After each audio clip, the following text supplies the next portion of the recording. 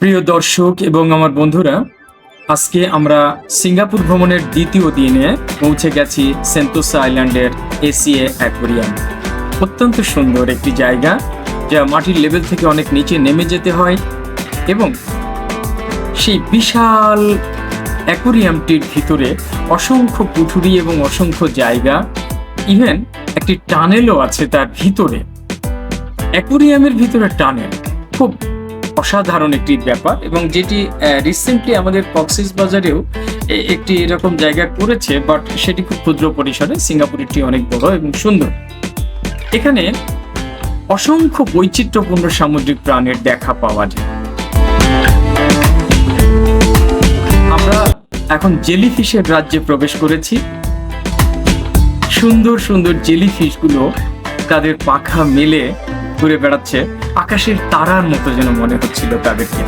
আমরা এই যে এক্ষুনি যে জেলিফিশগুলো দেখছি, কি চমৎকার মনে হচ্ছে, আকাশে অসংখ্য বেলুন যেন উড়ে বেড়াচ্ছে। এটি কিন্তু আসলে প্রাণী। জেলিফিশ এক ধরনের মাছ এবং সামুদ্রিক প্রাণী, যেটি জীবন্ত ঘুরে বেড়াচ্ছে এখানে। দেখতে মনে হচ্ছে কি একটি জড়বস্তু পানির মধ্যে ভাসমান হতে ঘুরে ঘুরে বেড়াচ্ছে, কিন্তু আসলে তা নয়।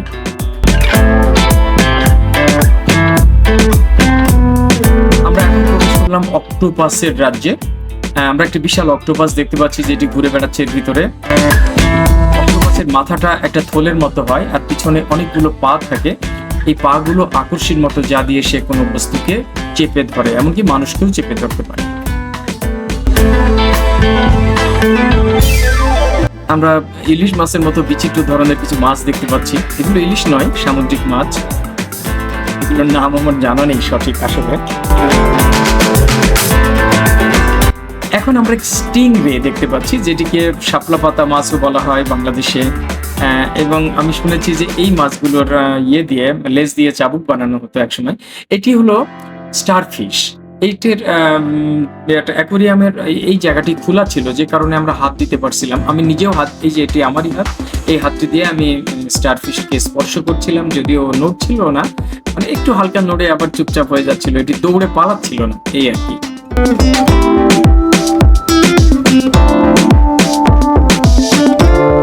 আমরা টানেলের ভিতর দিয়ে পার হওয়ার আগেই আরেকটি এলাকা পার হচ্ছিলাম, ওয়াকওয়ে, যেটি গ্লাসের তৈরি ছিল। আর এইটি সেই টানেল, যে টানেলের ভিতর দিয়ে আমরা এক এলাকা থেকে আরেক এলাকায় যাচ্ছিলাম, যার চারপাশে ছিল পানি এবং প্রচুর পরিমাণে সামুদ্রিক প্রাণীতে ভরপুর, বিশেষ করে শার্ক, বিশাল বড় বড় শার্ক বা হাঙর আমরা এর চারপাশে দেখতে পাচ্ছিলাম, যা আমাদের একদম গা ঘেঁষে তারা ঘুরে বেড়াচ্ছিল। এক রোমাঞ্চকর পরিবেশ অ্যাকচুয়ালি, কারণ এখানে নানা দেশের নানা বর্ণের মানুষ ছিল, পাশাপাশি ছিল সামুদ্রিক এই ভয়ঙ্কর প্রাণীগুলো, যা আমাদের পাশেই সারাক্ষণ ঘুরে বেড়াচ্ছিল। আমরা ছুতে পাচ্ছিলাম না, কিন্তু মনে হচ্ছে গ্লাসের পাশে হাত দিয়ে তার গা যেন স্পর্শ করতে পারছি।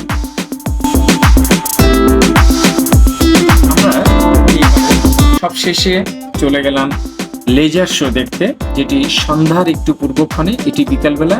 আমরা যে গ্যালারিতে বসেছি, এই যে সামনে যে ত্রিকোণাকার বস্তুগুলো দেখছি, মূলত এটিই পর্দা, কিন্তু আসলে লেজার রশ্মি ফেলে এর উপরে কিছু শো দেখানো হবে। আর এই যে দূরে আমরা দেখতে পাচ্ছি জাহাজগুলোতে আলো জ্বলে উঠেছে, মানে প্রায় সন্ধ্যার পূর্বক্ষণের এই ঘটনাটি।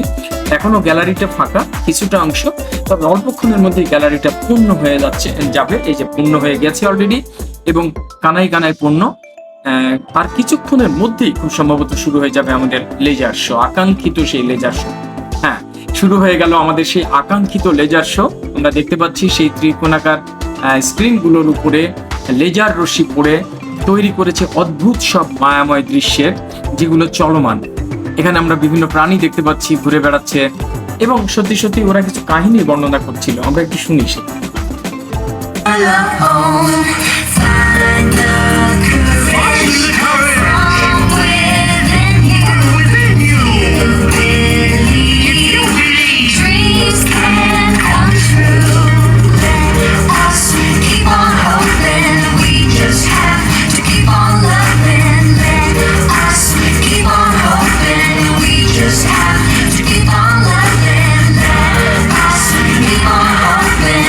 আসলে সিঙ্গাপুরের ভাষা আমরা বুঝি না বলে এগুলো বুঝতে পারিনি, কিন্তু বুঝতে পারছিলাম যে তারা খুব উৎফুল্ল হয়ে কথাগুলো আমাদের জানাচ্ছিল। সব শেষে যে ফিনিশিংটি ছিল সেটি এইরকম, প্রচন্ড আলোক ছটা, আলোকসজ্জা, সেটিও লেজারের মাধ্যমেই করা।